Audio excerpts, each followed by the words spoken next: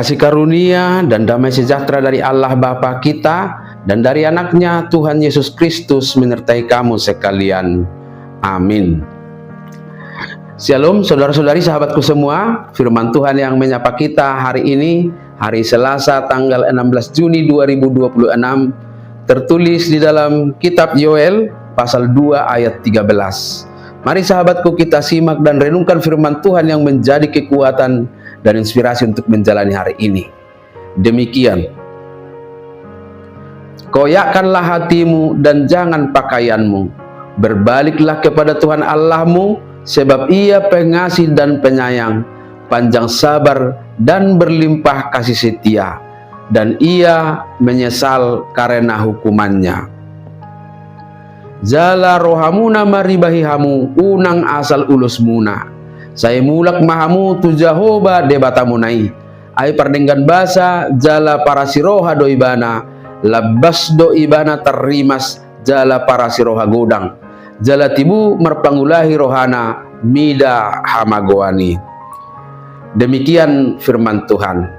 Saudara-saudari, sahabat renungan harian yang dikasihi Tuhan Allah, pada zaman perjanjian lama, mengoyakkan pakaian adalah ekspresi luar biasa dari rasa sedih, dari rasa duka, dan terlebih dari rasa penyesalan yang mendalam akan dosa. Salah satu kisah mengoyakkan pakaian sebagai simbol penyesalan karena dosa adalah ketika Raja Yosia mendengar isi kitab Taurat dibacakan dan menyadari betapa melencengnya hidup bangsa Israel dari perintah Tuhan. Ia langsung mengoyakkan pakaiannya sebagai tanda penyesalan dosa. Dapat kita baca itu di dalam 2 Raja-Raja pasal 22 ayat 11. Namun seiring berjalannya waktu, makna mengoyakkan pakaian ini bergeser menjadi sekedar formalitas agama atau ritual pertunjukan lahiriah agar dilihat orang lain sebagai sosok yang saleh.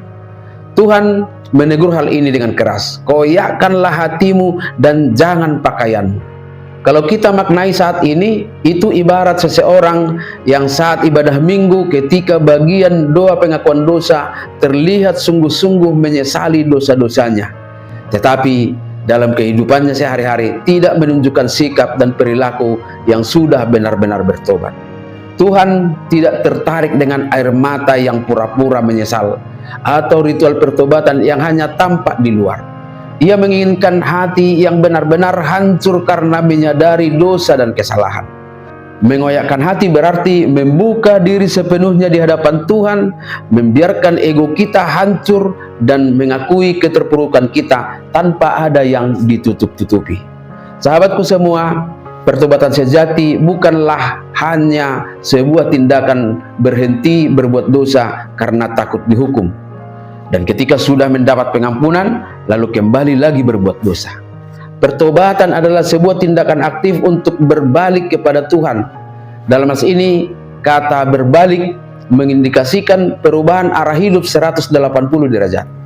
Jika selama ini kita berjalan menjauh dari Tuhan, yang mungkin saja kita lakukan dengan mengandalkan kekuatan sendiri, mengejar ambisi pribadi dengan mengabaikan nilai-nilai iman, atau mungkin hidup yang kompromistis dengan dosa, firman Tuhan hari ini mengajak kita untuk berputar, berbalik arah dan kembali kepada kebenaran sesuai dengan firman Tuhan.